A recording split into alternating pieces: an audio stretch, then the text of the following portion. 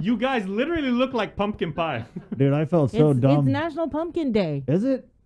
I believe That's so. why I look like a pumpkin. There you go. Take your pick. If I look like a pumpkin, or if you want to be, culturally appropriate, I'm a walking empanada. Glenn, you picked the right day to be on the show, bro. Right on. Well, let's go ahead into the KUAM News Zoom room, where it was a breaking story with Nestor Lecanto out of the KUAM News team yesterday, Sabrina. Yeah. Relative to these Afghans, and it was kind of a big rumor when the withdrawal was happening, and Guam was definitely in that conversation, but we ended up seeing all the Afghan refugees going to Qatar or whatever, different to the mainland, going to the States, right? And so enter Glenn Pangelinan, who is a retired Navy SEAL, a chef, but I think the hat he's wearing this morning as he's joining us is the hat he wears as part of Task Force Pineapple, which is it's a public-private partnership. There's also a couple other organizations involved with this, and their main goal is getting American allies out of Afghanistan. When we talk about allies, Glenn, good morning, by the way. He's in the Zoom room. Thanks for joining us. Oh, good morning. It's great to be here. Thank you very much for hosting. When we talk about allies, we're talking about these Afghan commandos who were trained by U.S. forces in Afghanistan and who are now left behind in Afghanistan, right? Yeah, and I really do not want to say anything regarding politics, leaving them behind. What has happened really is these guys don't have the normal credentials to travel. If you would travel somewhere else in the world from Guam, you need a passport. If you're going to work, you need a visa. In this circumstance, there's no American embassy in Kabul, and they're not able to go and get passports and visas in a normal situation because the Taliban has allowed the Haqqani network to manage the passport system, and these guys are high-profile individuals because of who they are to us. And so that's why their safety is of serious concern. And that's one of the reasons why you haven't heard much about them being taken out of country as of yet. Can you just take us back and talk about Task Force Pineapple and how this was formed and the background behind Task Force Pineapple? But the Task Force Pineapple was created because we promised allies to stand together with them no matter what.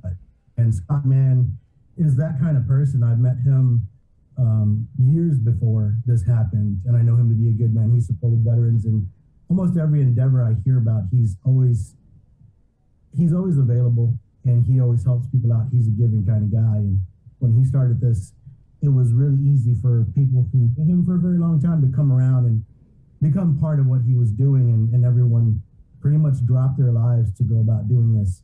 And he's been really successful getting a lot of people out. My background is specific to Navy Special Warfare, is an intelligence chief. And I've been a part of a lot of different programs that support Green Beret teams and Navy SEAL teams in this new kind of war we've been fighting over the last 3-4 decades.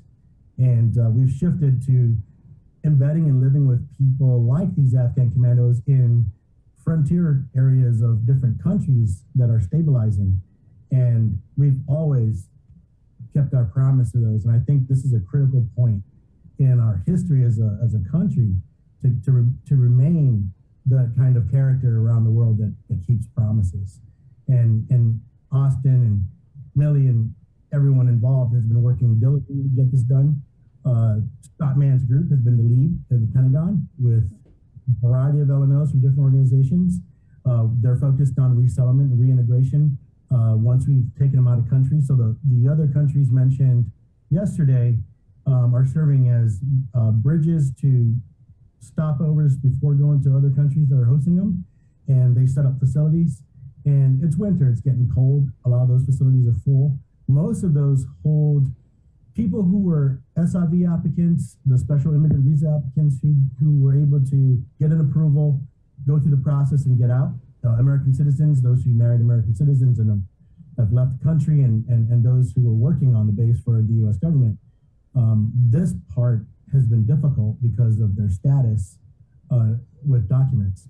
And the reason why they didn't get these documents because they weren't planning on leaving. And so when the government shifted and President Ghani left, it gave them no recourse to use the system to apply to seek asylum or to seek status in another country of their choosing. They just never really had that opportunity. Wow. So what is this? I mean, okay, let's just go back. So you're here representing Task Force Pineapple, and so do we take that to mean that we are definitely getting these commandos and their family members to the tune of some 20,000 people, or is this something that is in discussion? We've been talking about this for a couple of months now and thinking about different scenarios of getting them out. And the best scenario was to bring them here for a variety of reasons. One, it's friendly soil. It is American. Two, it's strategic. We all know that this island has been strategic for the U.S. military for a very long time.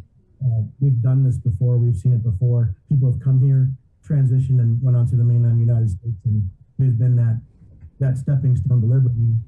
And this location would allow the U.S. government to make exceptions to some rules, like the documentation, to move them to U.S. soil, process them like they would if they were in Kabul, and then move them on within, 180 days is the goal, to move them back over to the United States.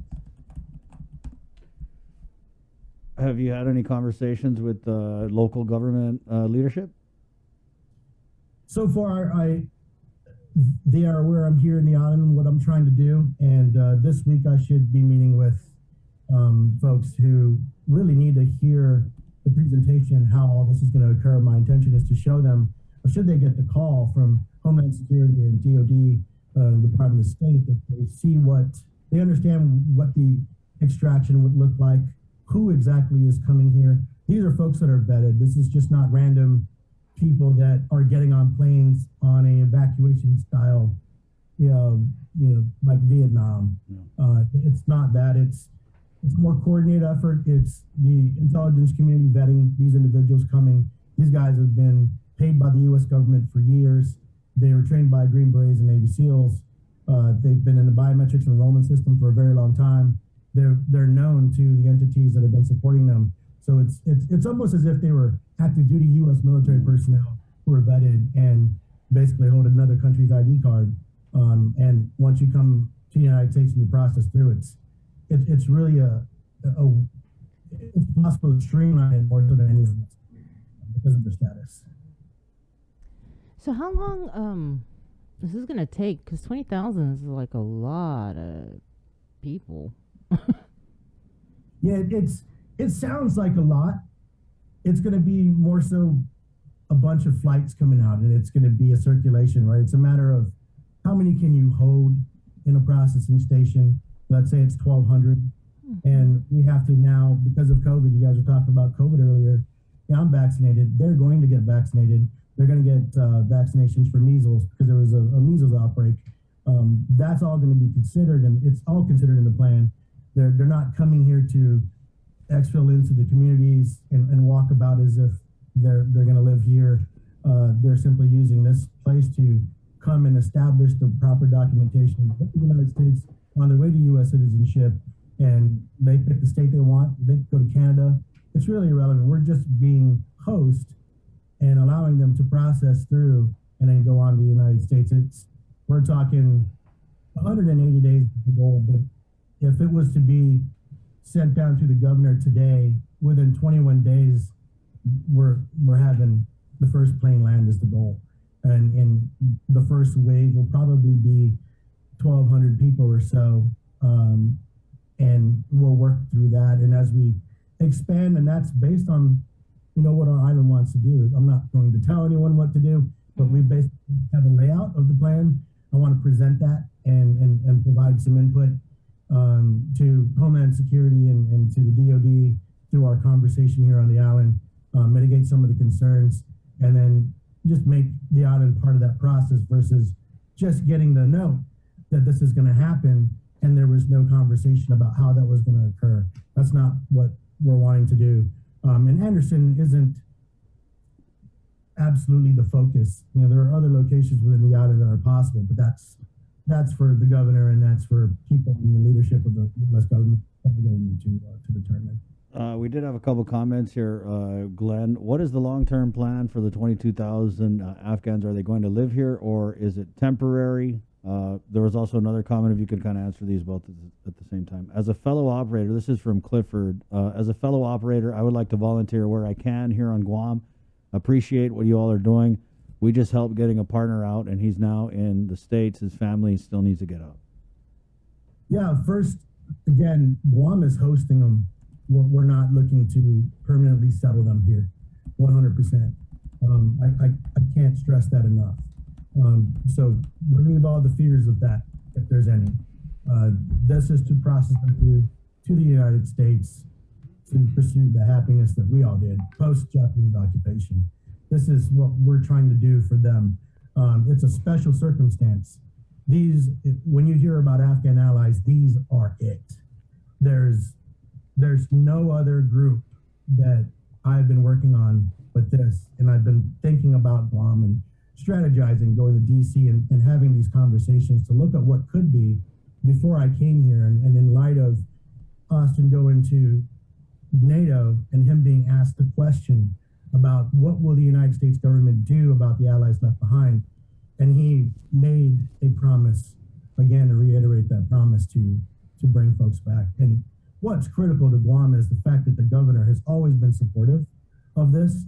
What we don't know, like when I was growing up here, when you hear of the Kurdish refugees coming here, or you hear the Vietnamese coming here, the public doesn't hear about how that's going to happen, how long, what are you going to do about it? And this is a very unprecedented situation for our country, like Vietnam.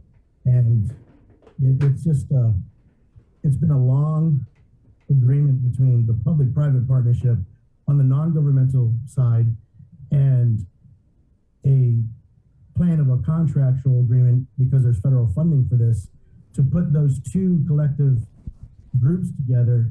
And like we have been with getting these other persons out to different countries around the world, we're working hard to get this specific group to this island, the processing through. There's female KKA, they are women who are trained in psychological operations and intelligence processes. Those girls have had atrocities committed to their groups. They're a very strong consideration to be on the first flights. These commandos have no way to get to certain areas to be extracted in HPI, so we have to be very creative in how we extract those guys. The LGBT community is another one of concern. There's female athletes who have been recently killed by the Taliban, and I'm working with a private group in the United Kingdom, hopefully in coming weeks, to bring out a bunch of Afghan sports federations, women's teams. There's a variety of organizations involved, multinational agreements, and I just really would love to get this island, our home in the game, and be a part of this process, because I think this is really cool and historic, and I would love to see these Afghan commandos who fought with me. Well, I like to believe I'm alive because of these guys. A lot of Green Berets and a lot of SEALs could say the same thing. And we've gotten linguists, and we've gotten people who worked at the DFAC, the dining facility, to come to the United States on asylum. But these specific guys who carried weapons and bled with us, saved their lives, are still there. And I would like to give them the opportunity to live life in happiness like we have. I mean, we know as an island what took place for 4 years when the Japanese occupied our island, and how it really felt. No one knew that Americans were going to come and liberate us. And when that happened, it's, my grandparents talked about it a lot, and it was ingrained in me. That's why we all serve. That's why we're as patriotic as we are. And this is testament to that. We've always been that way, and we could do it again. Glenn, is this mission a done deal? That the Afghan commandos, the allies, are coming to Guam, are going to go to this tent city at Anderson Air Force Base and going to be processed and make their way over to the mainland? Is this all a done deal? Like it's going to happen? So most of the questions are done. The questions that need to be answered are, and that's why I'm on the island, is to get feedback from leadership here. Anderson Air Force Base isn't the first go. It's just what we've been used to using. But there are events happening on the base, and we're not looking to overwhelm the base. We're not looking to overwhelm the system in the base that exists. They've already had their years planned out. And so this is an emergency situation, like a FEMA emergency. So we need to figure out a place where we could put them, house them, food, water, shelter. The nice thing about this island is they're not going to be freezing. It might be wet and heat, but they're not going to be in the cold. And we don't have to worry about extra blankets and extra housing and heating, and it's not going to be anything like that. And so we'll set up camp in 21 days. We're going to bring that to the island. We're going to set this system up. It's going to have a medical tent. There's a lot of wives who are pregnant, and Afghans really don't have prenatal care like we do, and so they kind of guess where they are. So there's that consideration when you fly them.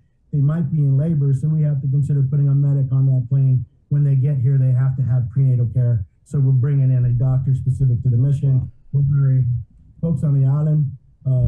When you asked about it being 100% approved, well, the plan is in place, and because everything makes sense, we want to execute it. However, we want to ask and allow the local leadership here to look at what we're talking about doing and have that input, and that's going to be brought back to the leadership and have it come from the top down.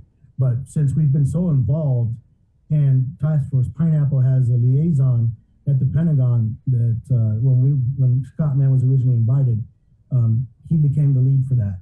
And we've been dealing with private donors.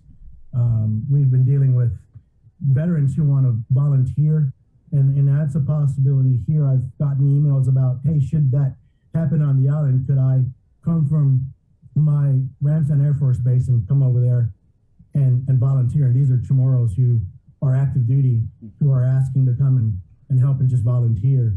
Because it means a lot to service members to see this.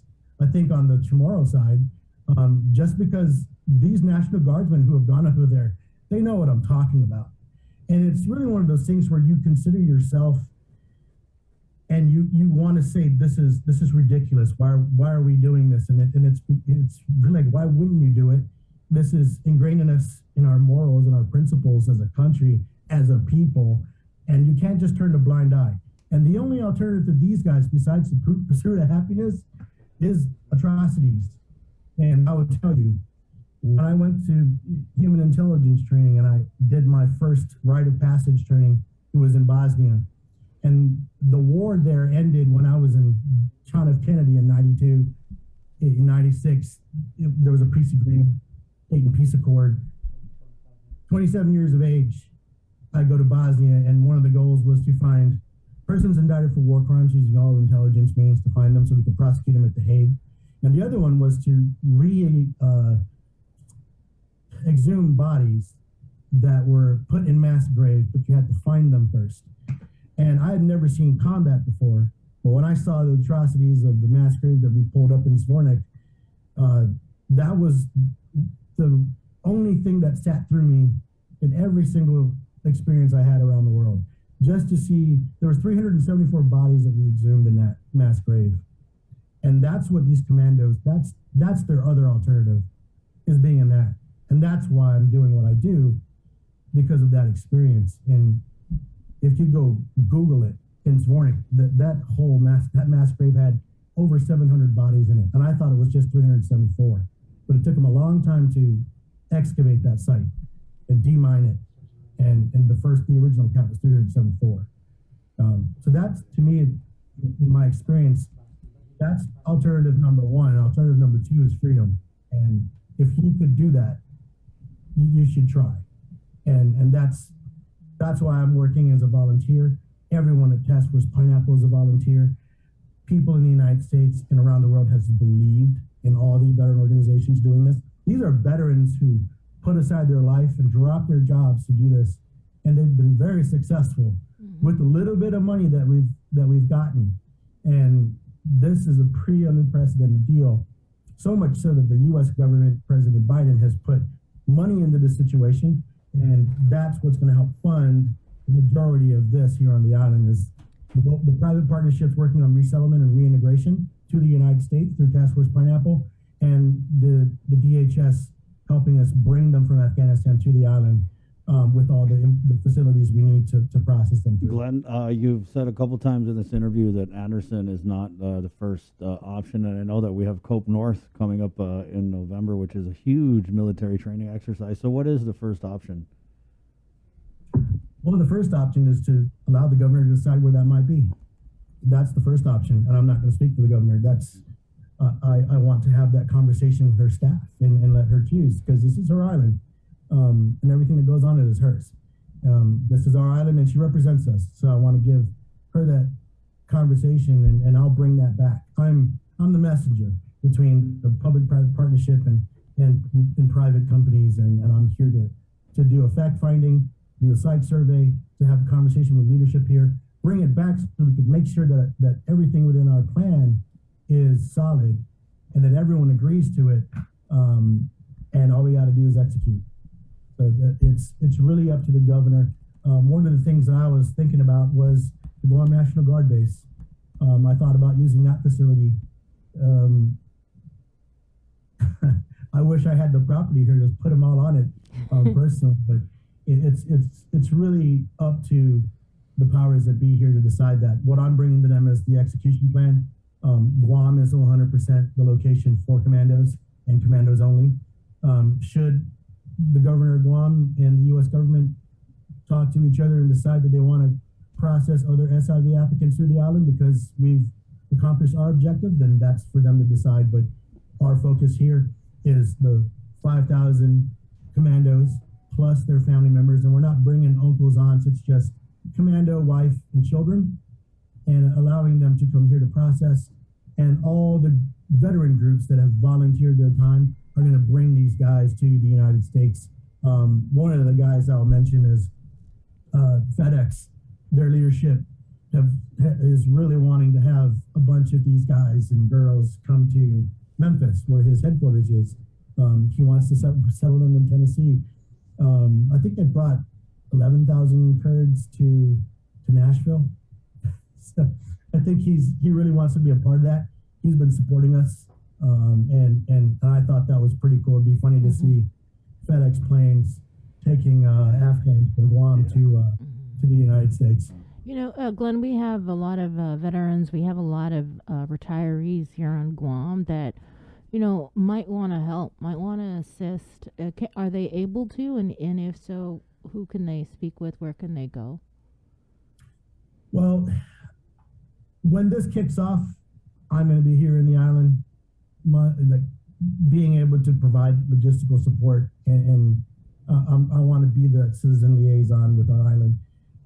We're looking to really help. I know that, like everyone else, the island's been struggling. I'm down in Tumon Bay, and I'm used to seeing all the tourists and all the buses flowing through.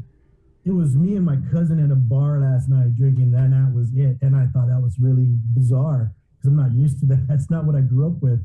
And I started thinking, you know, the buses that the tour agencies use could be utilized to move these guys from wherever location they entered through, and perhaps take up Leo's Palace and put them in Leo's Palace. And that's a federally funded program. So they will be living at Leo's Palace until they fly to the United States, where that'd be a month or two.